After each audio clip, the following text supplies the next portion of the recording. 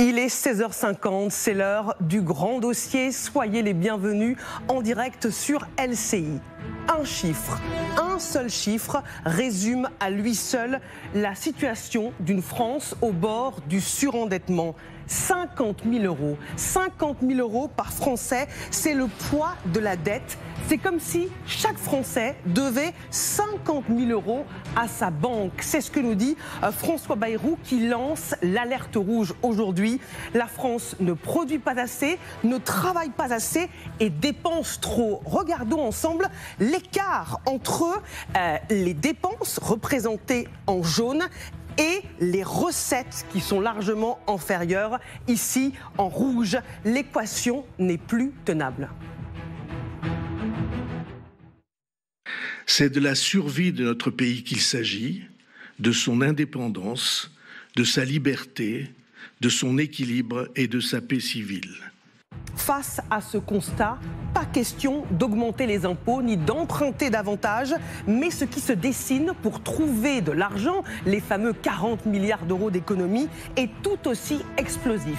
Les avantages fiscaux des retraités sont dans le viseur, l'indemnisation des chômeurs et cette piste choc de la Cour des comptes pour réduire le déficit de la sécurité sociale, rembourser les soins en fonction des revenus. Ce serait une rupture du principe d'universalité d'accès aux soins, une bombe sociale, impôt, travail, le temps des sacrifices. C'est le thème du grand dossier ce soir. Écoutons François Bayrou qui prône la méthode de la co-responsabilité avec les Français pour faire accepter les futures mesures.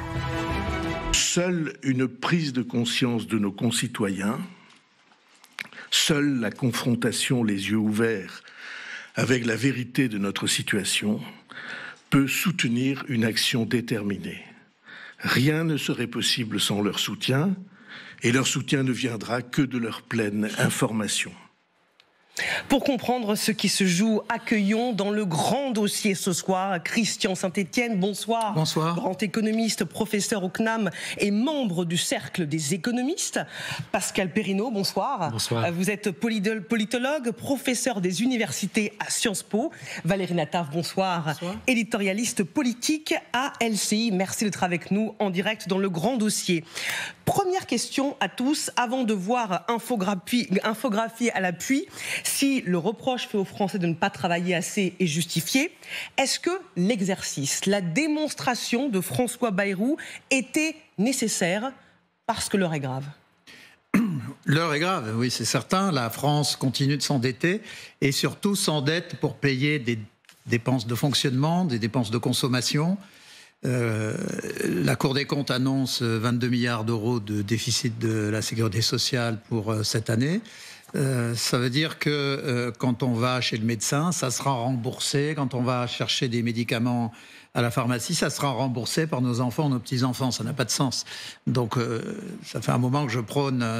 alors, on me dit que ça supposera un miracle, mais un changement de la Constitution qui interdise le déficit sur le périmètre du PLFSS, c'est-à-dire du projet de loi de finances de la Sécurité sociale. C'est un périmètre qui couvre un peu plus de 30 points de PIB et c'est un périmètre qui doit impérativement être équilibré. On ne peut pas renvoyer aux générations futures des dépenses courantes. Valérie Nataf. Ce qui m'a le plus intéressé dans cette démonstration, dont en fait on connaissait à peu près les paramètres, même s'ils ont été détaillés, et bien détaillés, je dois dire, non pas dans un vocabulaire techno auquel je m'attendais, mais même moi j'ai tout compris, donc c'est pour vous dire à quel point c'était clair. Non, ce qui m'a le plus intéressé, c'est que le Premier ministre a appuyé sur une chose, c'est que la dépense publique ne fait pas le bonheur.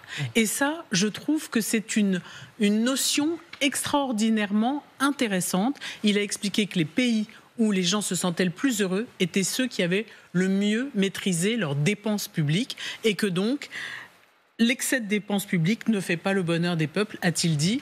Moi, je trouve cette idée, pour le coup, révolutionnaire. Ah, vous avez été convaincu. On en reparlera dans le détail dans un instant quand on parlera des pistes envisagées par le gouvernement. Je ne suis pas comme je ne suis pas une dinde qui court pour aller se faire trucider à Thanksgiving. Mais je dis que j'ai trouvé l'angle d'attaque intéressant. Il est nouveau en tout cas. Il est nouveau. Je précise que Franck Louvrier nous a rejoint, maire Les Républicains de La Baule-Escoublac et ancien conseiller de Nicolas Sarkozy. Merci d'être avec nous en direct dans le grand dossier. Avant de vous entendre, la parole aux politologues sur la méthode Bayrou. Sur la méthode Bayrou, écoutez, il y a un ton nouveau. Les arguments, on les entend tout de même de la bouche de certains, pas de tous, mais depuis de longues années, maintenant de trop longues années. Et il faut reconnaître que chez François Bayrou, c'est un combat ancien. À l'heure où peu parlaient de la lutte contre le déficit, François Bayrou déjà en parlait, je me souviens en particulier lors de campagnes présidentielles au début des années 2000. Donc il est dans une ligne constante. Le vocabulaire, d'autre part, est clair. Troisièmement, il dit ça changera, pas simplement si les politiques prennent conscience, mais si les citoyens prennent conscience de l'ampleur du défi. Et là, il faut reconnaître qu'il parlait de tâches himalayesques. C'est une tâche qui peut avoir l'air himalayesque. Quoique, quand vous regardez les enquêtes d'opinion, on a bien l'impression que cet enjeu l'enjeu de la lutte contre les déficits publics, qui au départ était vraiment un enjeu marginal pour les Français, n'a cessé de monter dans la hiérarchie des thèmes dont les Français considèrent qu'il est urgent d'agir. Donc, l'heure est venue. L'heure est venue, on attend depuis suffisamment longtemps, l'heure est véritablement venue pour qu'il y ait, j'allais dire, une mise sur la place publique de cet enjeu décisif et que l'opinion évolue.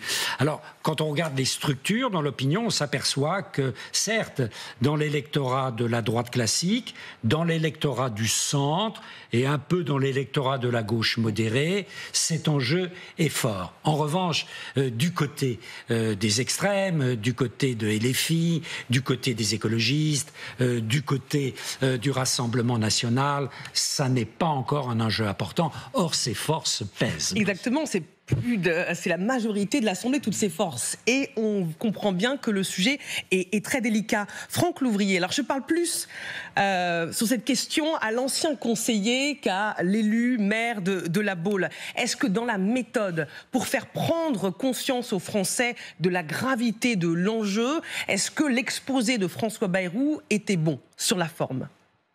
Oui, parce que d'abord sur le fond, honnêtement, on a déjà fait ces constats depuis bien longtemps. Et de ce fait-là, il n'y a pas de nouveauté, malheureusement.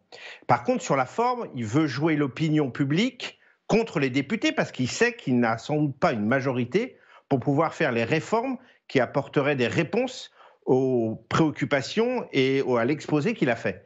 Et donc, c'est là tout l'enjeu, c'est de jouer l'opinion publique contre le Parlement. Parce qu'il n'a pas les marges de manœuvre politiques. Et son exposé, qui était très pédagogique, très didactique, comme vous l'avez à juste titre rappelé, c'était un exposé qui était surtout pour aller essayer de convaincre l'ensemble de l'opinion publique de dire à leurs représentants parlementaires, écoutez, maintenant il est temps de prendre des décisions.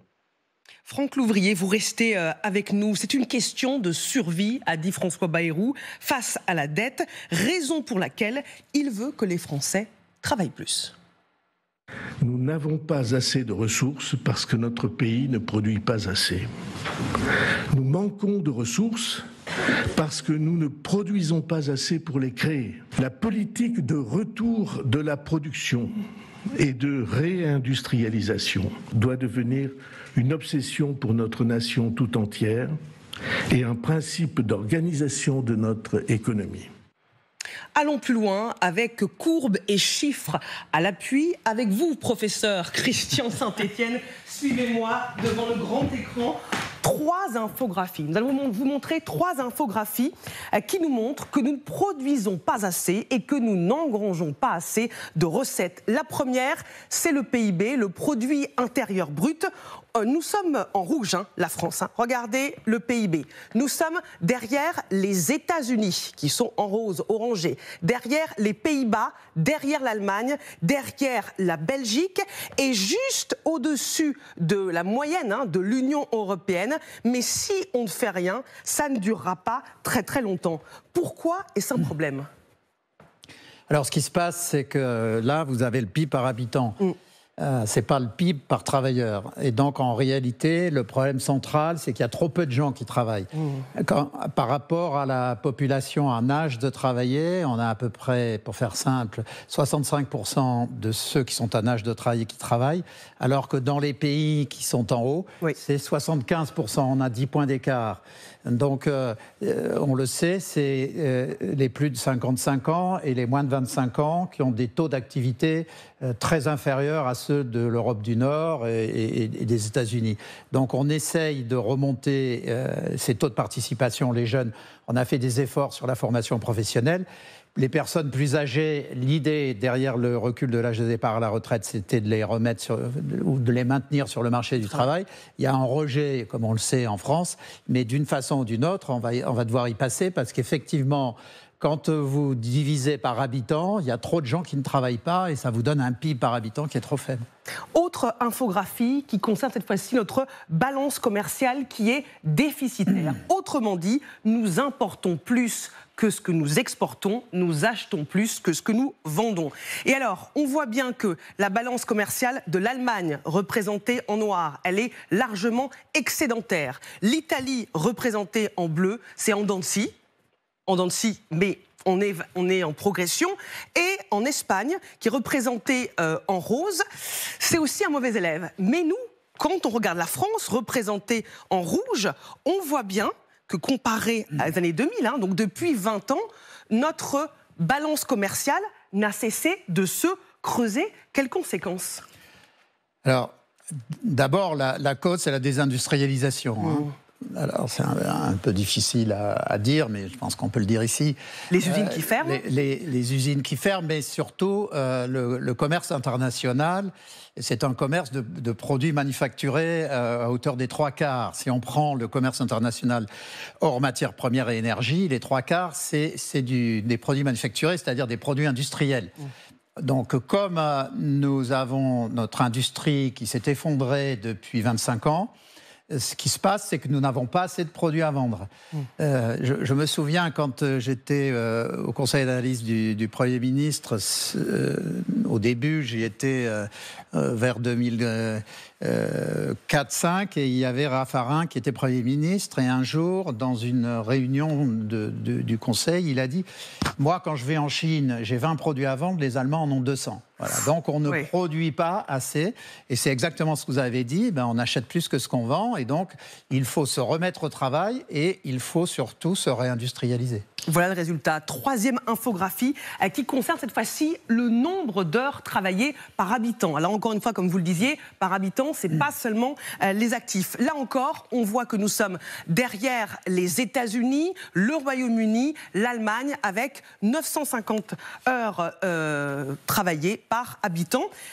Est-ce qu'il faut travailler plus ? Est-ce que c'est le seul outil est-ce que ça est un outil fiable pour mesurer la productivité, la vitalité d'un pays ? Alors, c'est à nouveau le par habitant qui est clé, parce que quand on regarde le nombre d'heures travaillées, dans l'industrie ou dans les emplois en CDI de temps plein, on travaille autant qu'en Allemagne.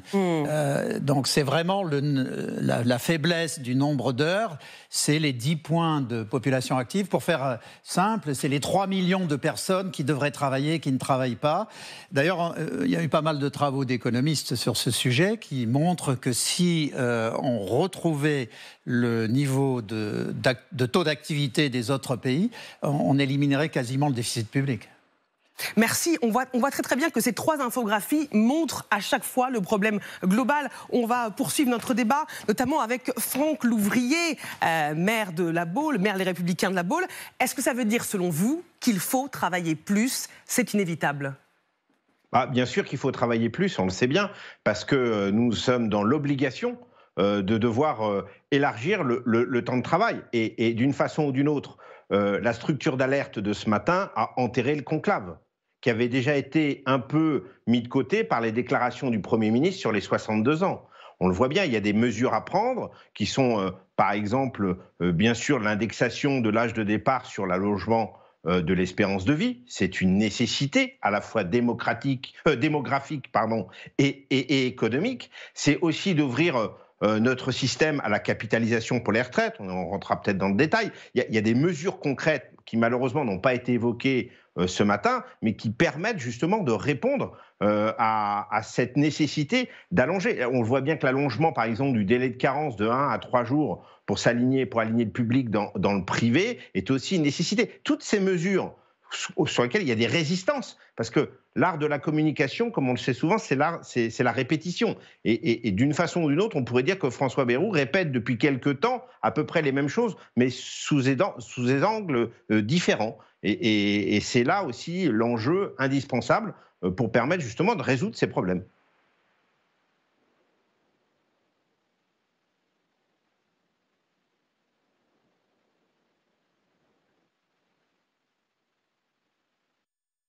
Il est peu entendu pour l'instant. Une enquête de l'IFOP. Je crois que ma question n'a pas été audible. Je vais vous demander, Pascal Perrineau, puisque Franck Louvrier nous disait que le conclave était enterré, on ne peut pas revenir en arrière au vu de la situation en France. Est-ce que ce discours, cette réalité, est entendable par les Français ? Alors, pour l'instant, elle est peu entendable par les Français. Quand vous regardez les récentes enquêtes qui ont été faites, en particulier par l'Institut de l'IFOP sur les Français et les retraites, vous apercevez que les structures d'opinion, par rapport à la grande mobilisation contre les retraites, n'ont pas beaucoup évolué. Mais là aussi, il y a des glissements, des tendances qui montrent qu'une partie de l'opinion prend conscience, en effet, qu'on ne peut pas, sur le terrain des retraites, avoir une situation atypique par rapport à la plupart, sinon à l'immense majorité de nos voisins. Et que la question essentielle, pour une opinion française qui est très attachée à la protection de l'État, qui est très attachée à la redistribution, c'est qu'il faut penser davantage en amont. On ne redistribue que ce que l'on a produit. Donc la question de production dont on parlait tout à l'heure avec Christian de Saint-Étienne est tout à fait décisive. Et c'est là que la puissance publique doit agir, tout en maintenant le cap sur des réformes importantes, en particulier la réforme des retraites. Regardez même, oui, c'est un peu remisé maintenant au magasin des accessoires, mais on a bien vu que dans cette consultation, ce fameux conclave, je ne sais pas si le terme était idéal, mais dans ce fameux conclave, vous voyez que la CFDT n'a pas eu tout à fait les mêmes attitudes que les autres partenaires. Donc ça prouve que même sur le front syndical, voilà, il y a des différences, il y a des évolutions. Valérie Nataf. Je ne suis pas sûre que le conclave soit enterré, pardon Franck Louvrier. Je ne crois pas qu'il soit enterré parce que la question de l'âge, qui est au cœur de ces négociations, est souvent débattue avec d'autres moyens, si j'ose dire. On parle d'égalité salariale, on parle d'emploi des seniors ou d'emploi des jeunes. Et ce sont toutes ces choses-là qui permettraient, et c'est là-dessus que la CFDT insiste beaucoup, ça permettrait d'avoir un système de retraite soutenable. La CFDT est très réaliste de ce point de vue-là et la manière dont les partenaires sociaux gèrent, par exemple, le régime de l'Agirc-Arrco, puisqu'il est excédentaire, leur donne un peu de crédibilité. Donc, je pense qu'il y a deux chemins parallèles. On verra s'ils se rejoignent ou pas, mais je ne pense pas qu'il soit enterré encore ce conclave ou cette conférence sociale maintenant. Je crois que ça s'appelle comme ça. Alors je vous le disais au début, un chiffre résume très bien à lui seul le niveau d'endettement de la France. C'est 50 000 euros. 50 000 euros par citoyen français. C'est le poids de la dette, explique François Bayrou. Et c'est une situation d'endettement telle que c'est comme si chaque Français, de celui qui vient de naître à celui qui est très avancé en âge, quel que soit son âge, devait à sa banque près de 50 000 euros, 200 000 euros pour une famille de 4 personnes. C'est ça, l'endettement que nous avons laissé s'accumuler au travers du temps. Et regardez, rien que les intérêts de la dette. Pas le remboursement de la dette en elle-même, juste les intérêts de la dette publique qui sont générés, c'est 62 milliards d'euros, juste après le budget de l'éducation nationale. 62 milliards d'euros, ça correspond aux crédits qui sont alloués à la défense, ce n'est pas tenable, Christian Saint-Etienne. Alors, c'est amusant, entre guillemets, parce qu'il y a des discussions politiques aux États-Unis actuellement sur le thème un pays dans lequel les intérêts sur la dette sont supérieurs au budget de la défense est un pays qui est en risque de s'effondrer. Bon, nous avons donc des intérêts sur la dette qui non seulement s'approchent du budget de l'éducation nationale, mais sont actuellement supérieurs au budget de la défense, qui est plutôt autour de 50 milliards. Donc nous avons une situation qui est très mauvaise. Je pense que le risque, d'ailleurs, il est pas seulement sur la charge d'intérêt, il est sur la soutenabilité au sens où un jour, le Trésor français faisant des émissions régulières d'obligations pour à la fois financer le déficit et refinancer la dette, nous nous trouvions dans la même situation que les États-Unis il y a 10 jours, quand Trump a été obligé de renoncer à une partie de ses droits de douane, parce que d'un seul coup, il y a eu un marché obligataire qui a décalé. Donc, c'est pour cela que je pense que ça serait une mission de salut public de faire ce que j'évoquais, c'est-à-dire interdire le déficit de la sécurité sociale. On peut évoquer ce que ça entraînerait, mais je pense aussi que si on veut interdire ce déficit, il y a un moment aussi, il faudra demander aux Français de travailler un peu plus.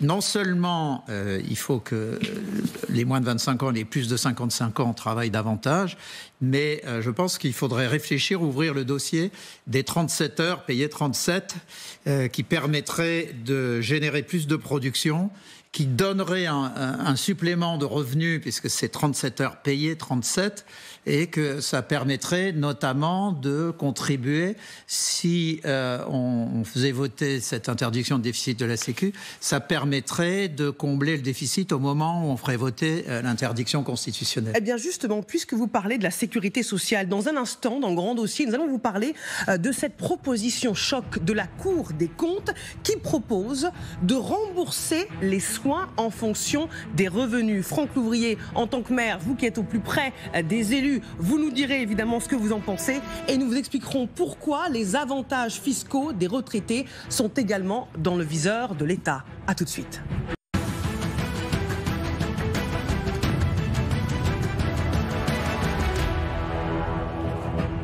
Impôts, travail, le temps des sacrifices, c'est le thème du grand dossier ce soir. Les Français sont prévenus, nous n'avons pas le choix, dit François Bayrou. Les avantages fiscaux des retraités sont dans le viseur du gouvernement, c'est ce que nous verrons. Et nous parlerons de la piste choc de la Cour des comptes pour réduire le déficit de la Sécu, rembourser les soins en fonction des revenus, une bombe sociale. Mais d'abord, le rappel des principaux titres de l'actualité. À la une, ces attaques coordonnées contre des prisons françaises depuis dimanche soir. Une dizaine d'établissements concernés. Hier, plusieurs véhicules ont été incendiés sur des parkings devant les prisons de Valence ou Aix-en-Provence.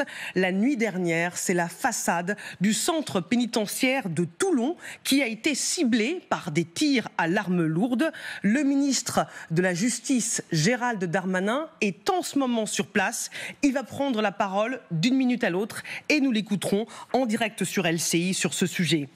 La Cour d'appel donne son feu vert à la libération de Pierre Palmade sous bracelet électronique. La demande avait été faite le 11 mars dernier. Pour rappel, Pierre Palmade a été condamné à 5 ans de prison, dont 2 ans ferme en novembre dernier, pour avoir provoqué un accident de la route extrêmement violent. L'une des passagères avait perdu le bébé qu'elle portait dans ce drame. Et l'alerte rouge de François Bayrou qui a réuni ce matin pendant plus de 2 heures des ministres, des parlementaires ou encore des représentants syndicaux pour sensibiliser les Français lors d'une conférence de presse à l'état des finances publiques. François Bayrou estime que la dette est une menace. C'est une question de survie de notre pays. Nous sommes au bord du surendettement, dit le Premier ministre. Voilà pour l'essentiel de l'actualité. Impôts, travail, le temps des sacrifices pour les Français. On en parle dans le grand dossier ce soir avec Pascal Perrineau, politologue. Mais d'abord, Gérald Darmanin, le ministre de la Justice, qui s'exprime sur ces attaques coordonnées contre des prisons françaises. J'ai souhaité venir aujourd'hui à Toulon, d'abord pour apporter mon soutien extrêmement fort, appuyé et respectueux dans le personnel pénitentiaire, du centre pénitentiaire de Toulon, mais aussi de toute l'administration pénitentiaire française, qui fait un travail absolument admirable, qui fait un travail tous les jours pour la dignité de l'humain, mais surtout pour la sécurité de nos concitoyens, puisque, vous le savez, dans les prisons françaises, il y a énormément de gens dangereux, dont le gouvernement a pris depuis plusieurs semaines, plusieurs mois désormais, depuis mon arrivée à la chancellerie, des mesures extrêmement fermes pour mettre fin au téléphone portable, aux livraisons de drones et de manière générale aux moyens de communication avec l'extérieur qui organisent des points de digue, qui organisent des trafics, qui organisent du blanchiment d'argent, des intimidations, des menaces, et puis dans le cas de l'affaire Amra, vous l'avez vu, des évasions avec des assassinats d'agents pénitentiaires comme à Incarville. Et ces agents pénitentiaires obéissent avec beaucoup de rigueur républicaine aux consignes de fermeté que j'ai données.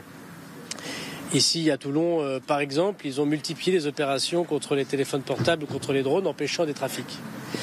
Il y a eu depuis 48 heures un certain nombre de faits concordants dont la justice aura à dire s'ils sont organisés dans au moins 6 établissements pénitentiaires en région Île-de-France et ailleurs sur le territoire national, à Toulon, à Nanterre, à Villepinte, à Valence, soit des véhicules des agents pénitentiaires qui ont été brûlés, soit des lieux, des domiciles supposés d'agents pénitentiaires qui ont été menacés, soit comme ici des tirs à la Kalachnikov en pleine nuit.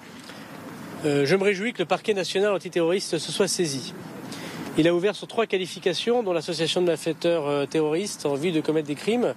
Ce sont des qualifications donc extrêmement graves et à la hauteur de ce qu'est l'attaque contre le service public pénitentiaire, c'est-à-dire une attaque terroriste.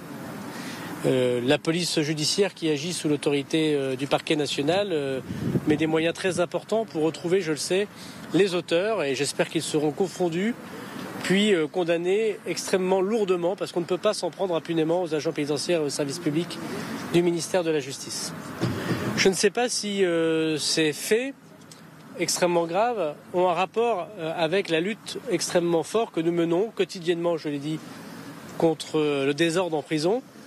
Un désordre que nous avons peut-être laissé trop faire et dont j'ai rappelé dès mon arrivée à la chancellerie qu'il devait se terminer, mais aussi avec le régime carcéral nouveau que les parlementaires très largement ont adopté, et je les en remercie, qui vise comme en Italie à mettre fin au fait que dans des prisons françaises, on continue à organiser son trafic. Nous avons eu des menaces sur les établissements de Vendin-le-Vieil et de Condé-sur-Sarthe qui vont accueillir les 2 prisons de haute sécurité. On ne les a pas rendus publics, mais les faits d'aujourd'hui montrent que sans doute le travail que nous avons fait pour les protéger ont poussé un certain nombre d'autres personnes à agir ailleurs pour nous intimider. Ces intimidations ne marchent pas.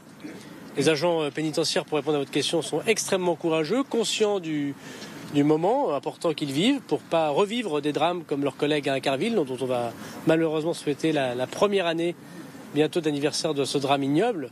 Les agents des pères de famille ont été assassinés de sang-froid à la Kalachnikov dans la terrible affaire Amra. Et ce régime de détention qui sera mis en vigueur dès que le Conseil constitutionnel l'aura validé, puisque les décrets seront prêts dans les heures qui vont suivre la promulgation de la loi par le président de la République, aura lieu le 31 juillet prochain. La prison de Vendin-le-Vieil est déjà vidée de ses détenus et nous faisons les travaux en ce moment même et la République ne reculera pas. C'est un régime de détention qui fait sans doute peur aux trafiquants parce qu'ils devront arrêter leur trafic. Mais ce régime de détention, ils le doivent qu'à une seule personne. Ils le doivent à M. Amra, qui a organisé une terrible et tragique évasion qui a non seulement assassiné des pères de famille, mais qui a assassiné la République dans des conditions que la République ne veut plus jamais revoir. Et donc nous avons pris la hauteur des décisions qu'il fallait prendre avec le Parlement français, sous l'autorité du Président et du Premier ministre, et c'est vrai, des décisions extrêmement dures. Donc il y a manifestement des actes d'intimidation contre les agents, donc contre la République. On ne cédera pas. Ce matin, j'ai demandé au ministre de l'Intérieur de mobiliser tous les moyens auprès des préfets, auprès de la police, auprès de la gendarmerie, pour que dans les prochaines heures, prochains jours, prochaines semaines, les policiers et les gendarmes soient constamment présents près des centres de détention, pour interpeller, pour surveiller, pour qu'il n'y ait pas de nouvelles nuits comme celle que nous avons vécue hier soir, pour qu'il n'y ait pas de nouveaux drames.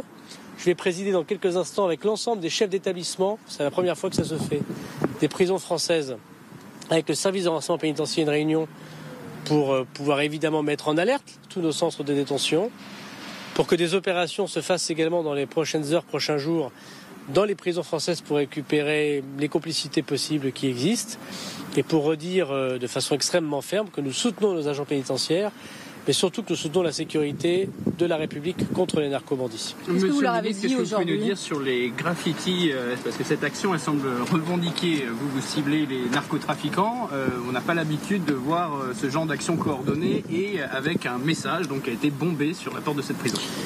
Il y a des groupes sur les réseaux sociaux, Telegram, Signal, qui se sont créés et qui manifestement encouragent de faire ce genre de fait. On ne sait pas très bien ce que signifie manifestement, il n'y a pas eu de revendication. Le parquet national fera une enquête et dira d'où viennent ces graffitis ou ces revendications. Je constate que quand on brûle au cocktail Molotov, des voitures sur un parking qui appartiennent à des agents pénitentiaires. Quand on attaque l'école de formation des agents pénitentiaires, quand on tire à la Kalachnikov sur une porte de prison, ça ressemble furieusement à ce que j'ai connu quand j'étais ministre de l'Intérieur, c'est-à-dire souvent des gens qui sont payés quelques centaines, quelques milliers d'euros, qui vont remplir des petits contrats pour pouvoir intimider. Alors on le fait en général entre voyous, on le fait rarement contre les forces de la République, mais intimider l'autre. Donc le parquet dira ce qui se passera et beaucoup de preuves vont sans doute s'accumuler dans les prochaines heures. Mais il est évident que vu les renseignements que nous avons et vu parfois les difficultés qu'ont les agents pénitentiaires aujourd'hui à faire respecter l'ordre de la République au sein des prisons, qu'il y a une pression assez forte pour que la République recule devant ce régime pénitentiaire et la lutte contre le narcobanditisme. C'est à la fois une mauvaise nouvelle pour la République de voir qu'elle peut être intimidée, c'est aussi peut-être le fait qu'on a touché là où ça fait mal et que pour la première fois depuis des décennies, la France prend des mesures extrêmement dures contre le narcotrafic dont les narcotrafiquants ont peur et veulent faire reculer l'État. C'est la première fois qu'une mesure est prise et qui manifestement stresse le monde de la criminalité organisée. C'est donc une bonne mesure courageuse qu'a pris le Parlement et qu'ont pris les responsables politiques. Quelle garantie vous avez donnée au personnel pénitentiaire? D'abord, ils font un métier dangereux et difficile et ils le savent et les Français l'ont vu avec éclat lors du drame d'Incarville. Quand on porte l'uniforme de la République, on est toujours une cible. Et moi, je veux leur apporter non seulement un soutien politique, moral, mais un soutien évidemment physique. Ils ont des revendications que je peux tout à fait comprendre, qui ont déjà été d'ailleurs en partie acceptées et adoptées par mon prédécesseur Éric Dupond-Moretti dans le protocole dit d'Incarville, sur les escortes lorsqu'ils vont accompagner un détenu, sur leur véhicule qui doit être plus solide, leur armement qui doit être plus fort, qui n'était pas le cas avant qu'il soit touché à Incarville. Nous irons au bout de ce protocole. Il y a des revendications de la part des agents pénitentiaires pour pouvoir retourner chez eux avec leurs armes, comme j'ai pu le faire quand j'étais ministre de l'Intérieur. Je vais étudier cette proposition. L'anonymisation des agents également, qu'ils n'avaient pas jusqu'à présent. La loi, d'ailleurs, j'ai remercié les parlementaires, donne désormais l'anonymisation des procédures. Quand un agent pénitentiaire fouille une cellule de détenus, par exemple, et qu'il trouve un téléphone portable, il est obligé de mettre son nom et son prénom sur le procès verbal pour dire qu'il fait une saisie. Évidemment, il est mis en danger. Et puis le renfort du renseignement pénitentiaire. Et puis surtout, un plus grand travail avec les forces de l'ordre. On voit bien que les services du ministère de l'Intérieur ont un rôle important. Et l'appel que je formule aujourd'hui, c'est un appel au ministre de l'Intérieur, qui je sais m'entend, nous avons échangé ce matin, l'appel aux policiers, aux gendarmes, aux préfets pour qu'ils protègent les agents pénitentiaires, leur domicile, qu'ils protègent l'administration pénitentiaire, les prisons, qui protègent les agents qui nous protègent en faisant le travail difficile du gardien de prison. Donc aujourd'hui, nous avons créé par exemple une infraction dans la nouvelle loi d'intervenir sur le domaine pénitentiaire. Donc le véhicule qu'on a vu hier soir qui est arrivé sur le domaine pénitentiaire hier, aujourd'hui il n'est pas dans un état de délit. Demain il le sera, puisqu'on ne pourra pas rentrer dans un domaine pénitentiaire sans pouvoir être poursuivi par le procureur de la République. Quel est le message que vous souhaitez adresser à ceux qui ont fait ça? Le DDMF n'est pas le même cible qu'on retrouve ailleurs. Et première question, deuxième question, est-ce qu'il est vrai que la piste de l'ultra-gauche est à étudier aujourd'hui? Je ne sais pas ce qui se cache derrière ce slogan. Et d'ailleurs, je m'en fiche, puisque ce que je retiens, c'est pas qu'on ait tagué une porte de prison, c'est qu'on ait tiré à la Kalachnikov sur des agents.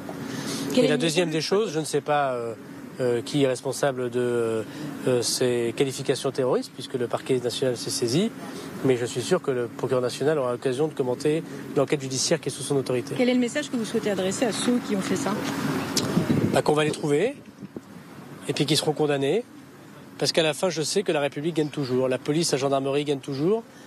Et à la fin, la police gagne toujours. Et surtout, je pense que les Français ont un immense besoin d'autorité. Ils soutiennent très fortement les mesures que nous avons prises contre le narcobanditisme. Et je crois que les Français peuvent voir, même si c'est un moment difficile pour l'administration pénitentiaire, que nous prenons des mesures qui, pour la première fois, fait reculer et fait peur aux narcobandits. Mais pour vous, c'est un attentat ? Le parquet national antiterroriste est saisi, madame, donc les mots ont un sens. Le parquet national antiterroriste se saisit très rarement. Et il l'a fait en moins de 24 heures, parce que sur plusieurs endroits du territoire national, des prisons, c'est-à-dire un lieu de la République où l'autorité en premier doit être respectée, ont été attaqués. On ne peut pas attaquer à la Kalachnikov impunément un centre pénitentiaire. On ne peut pas brûler des voitures des services de l'État.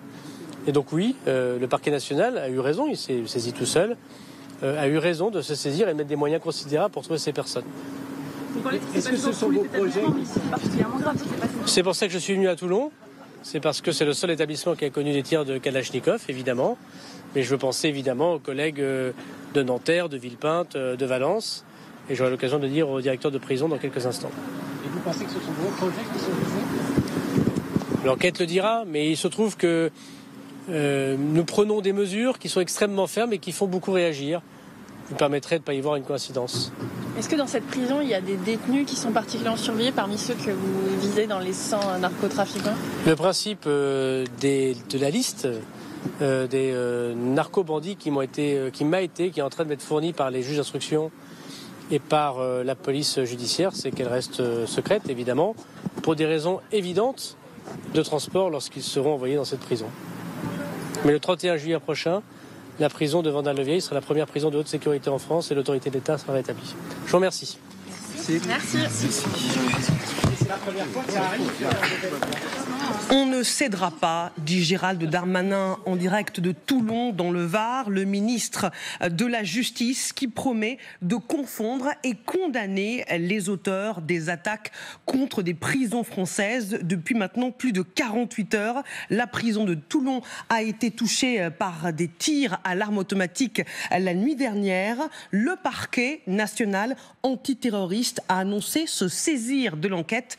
Pourquoi, Raphaël Maillochon, bonsoir, vous nous avez rejoint du service police-justice de TF1 LCI. Dans un court communiqué, on a appris effectivement aujourd'hui la saisine, l'autosaisine du parquet national antiterroriste à 12h37. Cela veut dire beaucoup. Ça veut dire que tous les services, notamment de la Direction nationale de la police judiciaire et du ministère de l'Intérieur, vont travailler ensemble. Quand je parle de tous les services, c'est le très haut du spectre.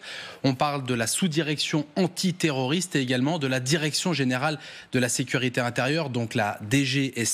Des investigations qui ont déjà débuté et qui sont très lourdes, qui vont concerner plusieurs faits. D'abord, dimanche soir, l'incendie de 7 véhicules sur le parking de l'École nationale de l'administration pénitentiaire. Également, les attaques nocturnes que l'on a connues cette nuit qui ont frappé un petit peu partout en France. Bien évidemment, devant la prison de Toulon, il y a ce déplacement ministériel. Également Aix-en-Provence, Marseille, Valence, Nîmes et en région parisienne, Villepinte ou encore Nanterre.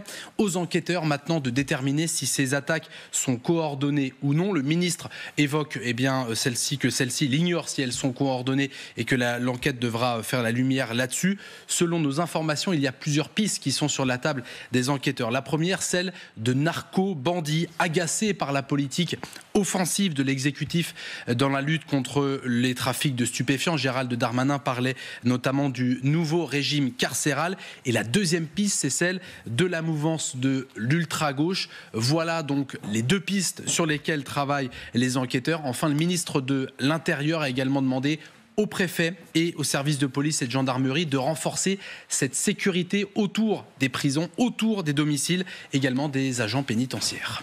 Merci beaucoup pour ces informations, Raphaël Maillochon du service police-justice de TF1 LCI, après l'intervention de Gérald Darmanin qui promet donc de confondre et condamner les auteurs des attaques peut-être coordonnées contre des prisons françaises. Reprenons le cours de notre grand dossier consacré ce soir à cette question impôt travail, le temps des sacrifices pour les Français face à un pays au bord du surendettement. Et les pistes que vous allez entendre sont explosives. On en parle ce soir, je vous le disais, avec Pascal Perrineau, politologue, Valérie Nataf, éditorialiste politique sur LCI, et Christian Saint-Etienne, professeur au CNAM et membre du Cercle des économistes.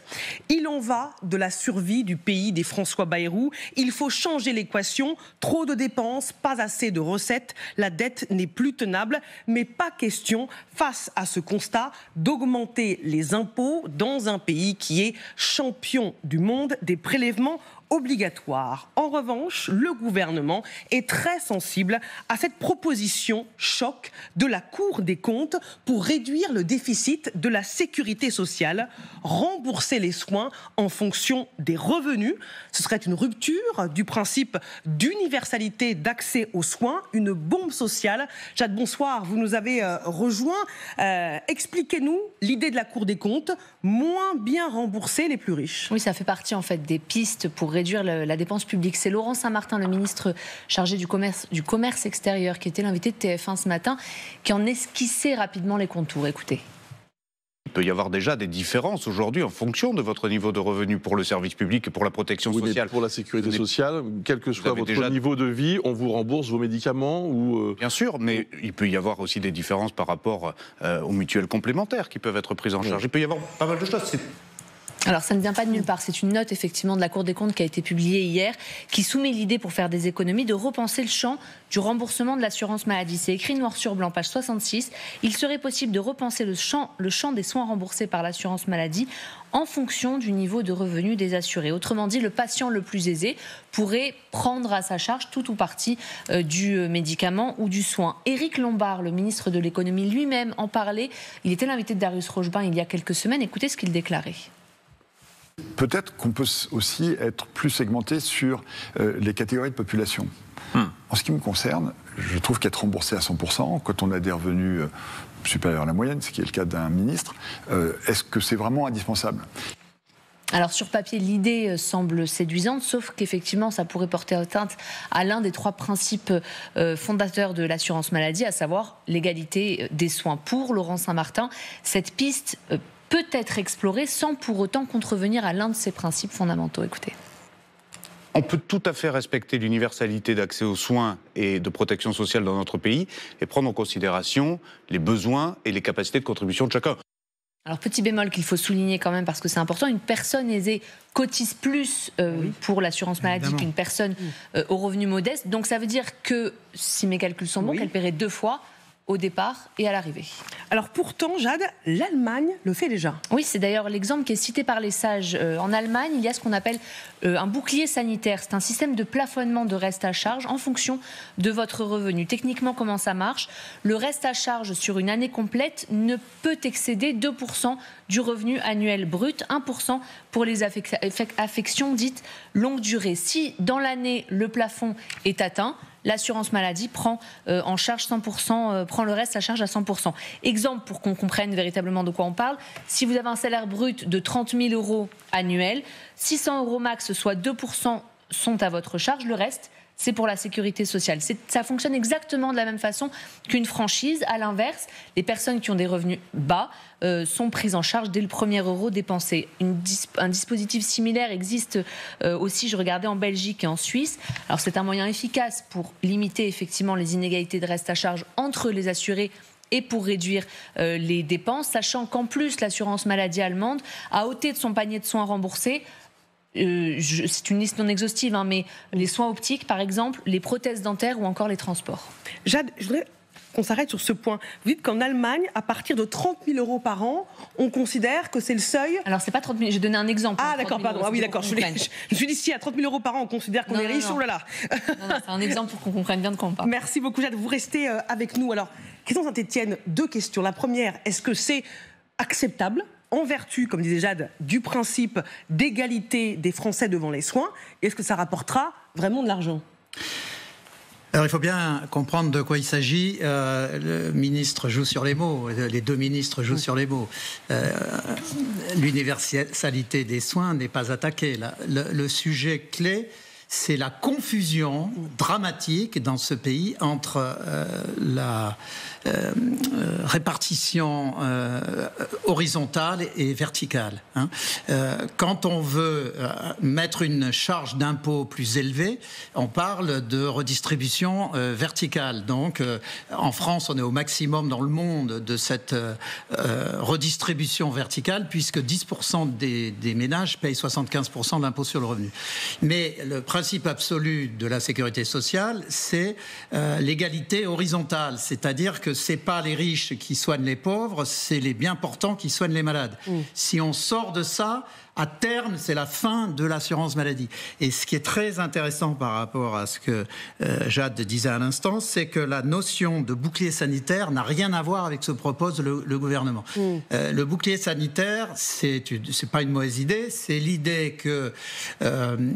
et c'est très intéressant parce qu'on reste dans le domaine de la maladie. Si vous êtes très malade et si vous appliquez une restriction sur les remboursements de 5 ou 10%, et si vous avez 2 000 € de dépenses maladie par mois, il est clair que vous allez avoir un retrait de revenus de 100, 200 € par mois. Vous pouvez être à 2 000, 3 000, 4 000, 5 000 € par an. Donc l'idée, c'est qu'on met une limite supérieure à ce que vous devrez débourser à titre personnel. Donc ça ne met pas en cause le fondement de la redistribution horizontale, puisque on reste toujours dans les biens portants qui soutiennent les malades.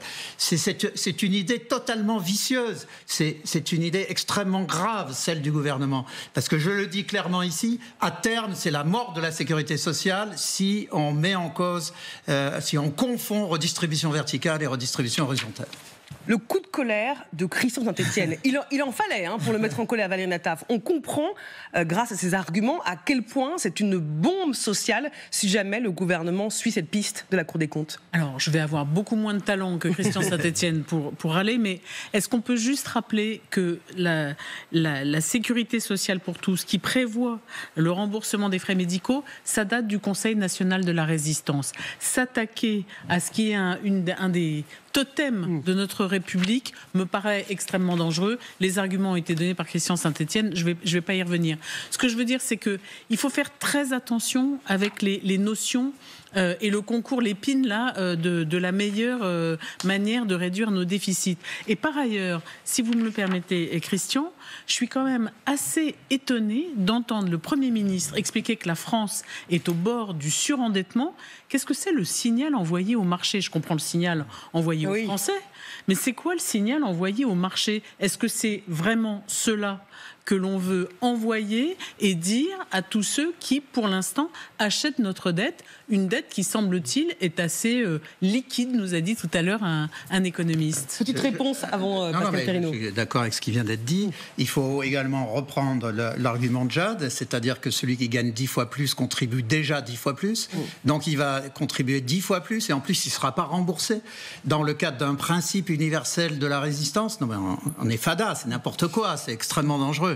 Donc, alors que si on veut protéger les malades qui ont des revenus faibles, on peut, c'est une idée qui tourne depuis une quinzaine d'années, utiliser le bouclier sanitaire.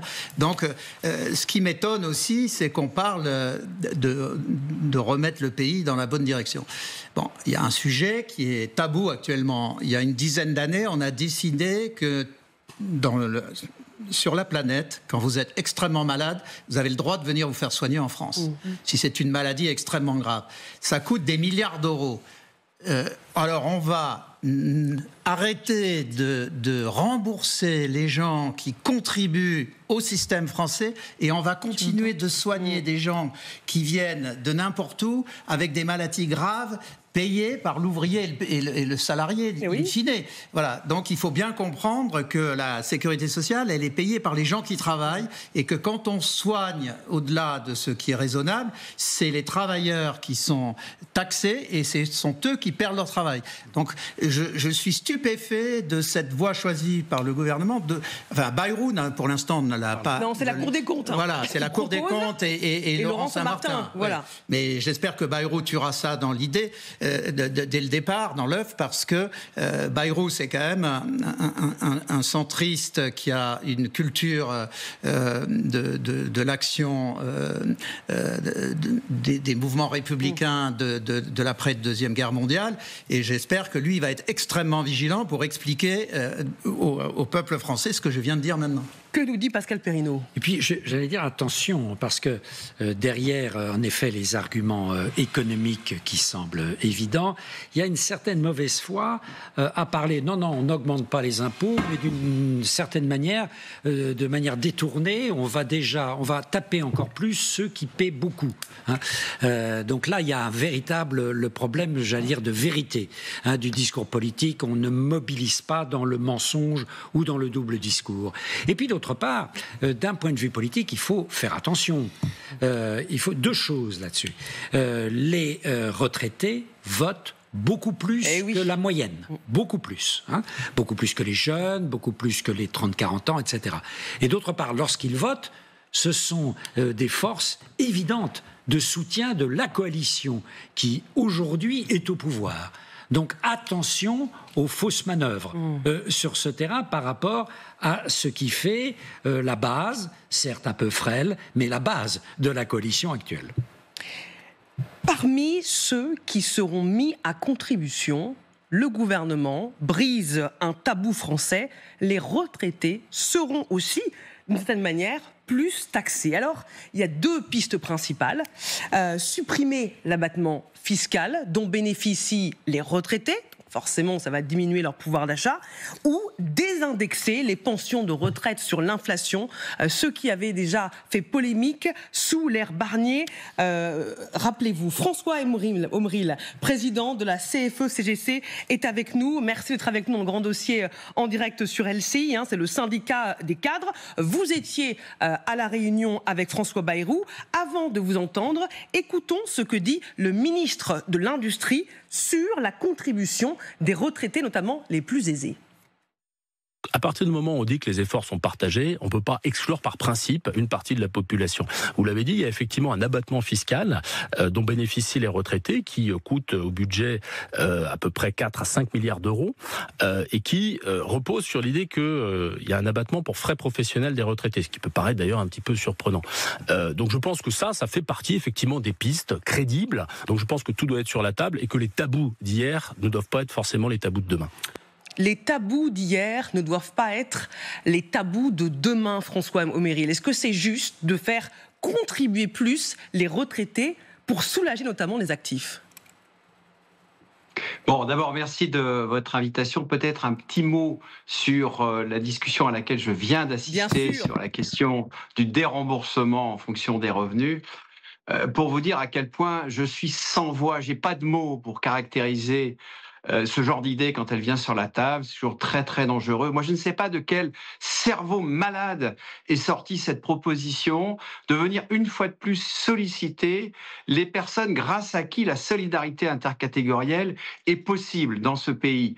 Je pense que c'est très grave. On avait déjà mis un coup de canif dans le pacte avec la mise sous condition de ressources des allocations familiales, ce qui est un scandale déjà ancien. Et d'ailleurs, au passage, toutes les tendances politiques s'y sont mises pour déchirer ce rideau qui fait solidarité et qui fait la cohérence de notre système social. Donc vous avez déjà tout dit sur le sujet, je suis entièrement d'accord avec ce qu'a dit Christian Saint-Etienne. C'est très très grave même qu'il y ait eu cette idée-là, que ce soit possible. Que je sache, depuis la réforme du barème de l'impôt sur le revenu, la sollicitation des classes moyennes et classes moyennes supérieures à financer les politiques publiques à travers l'impôt sur le revenu, eh bien il a été augmenté, il a été pratiquement doublé. C'est une augmentation de 60%.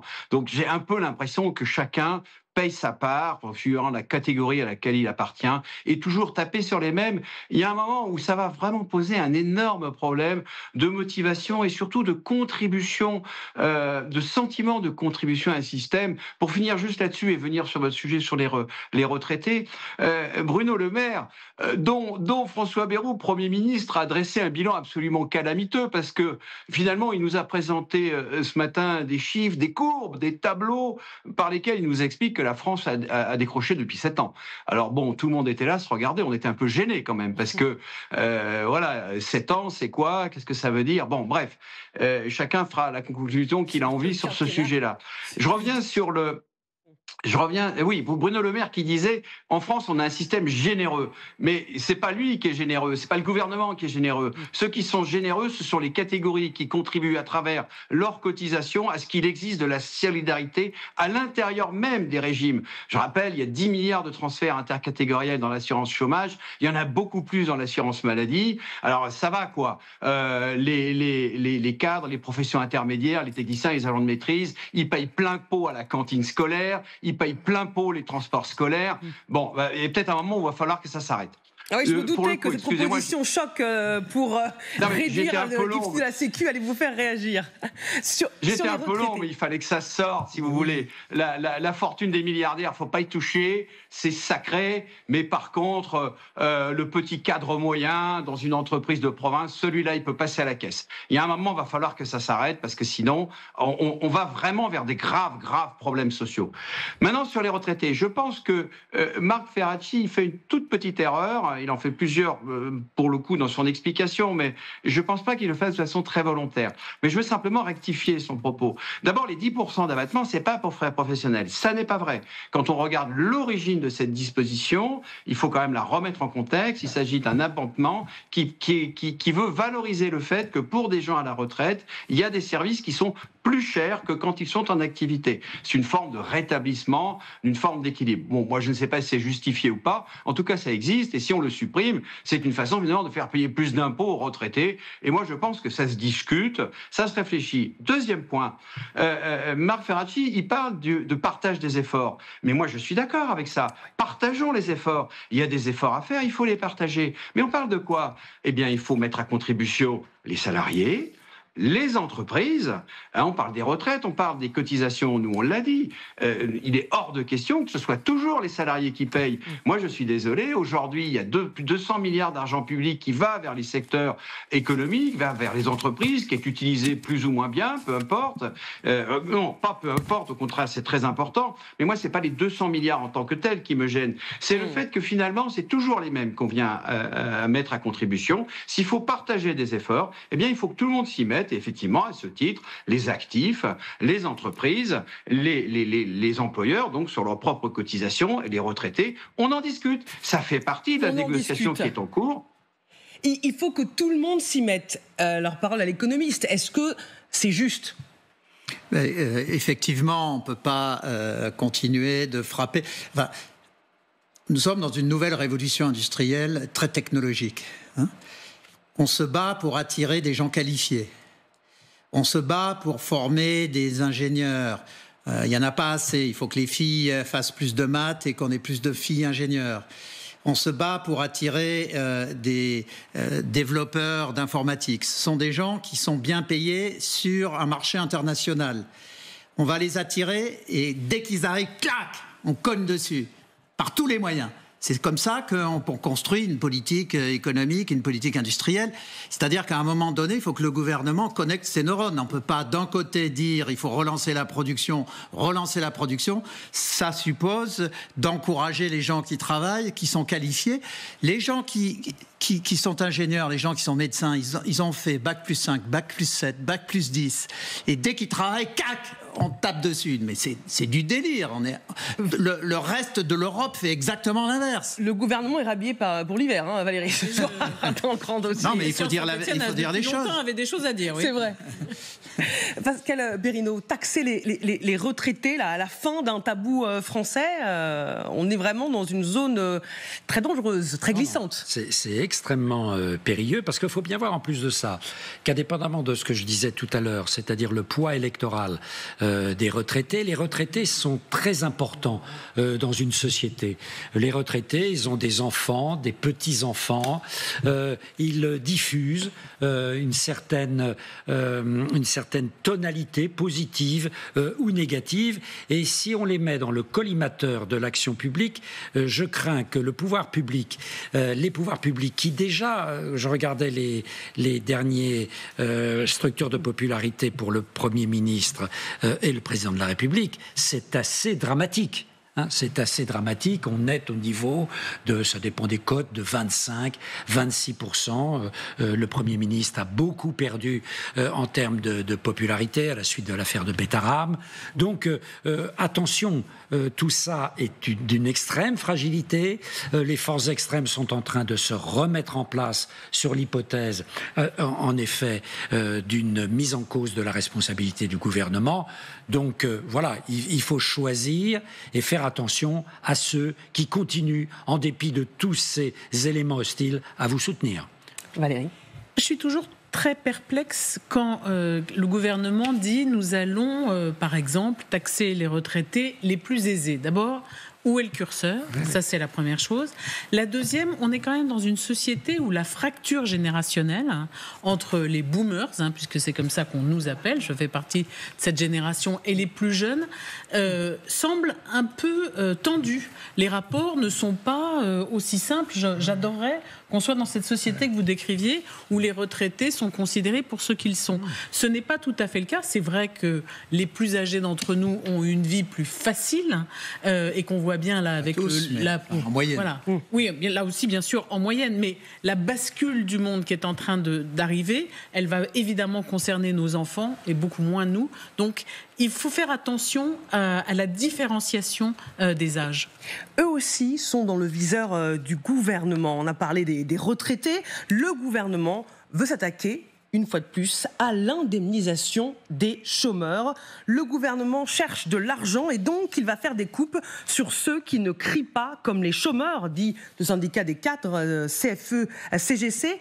La parole à une figure emblématique de la défense des travailleurs, des chômeurs, ancien délégué CFDT de l'usine de Florange, ancien député européen. Édouard Martin, bonsoir. Merci de nous accorder du temps. Vous êtes aujourd'hui formateur. Pour remettre les chômeurs au travail, est-ce qu'il faut réduire leurs droits, leurs allocations ?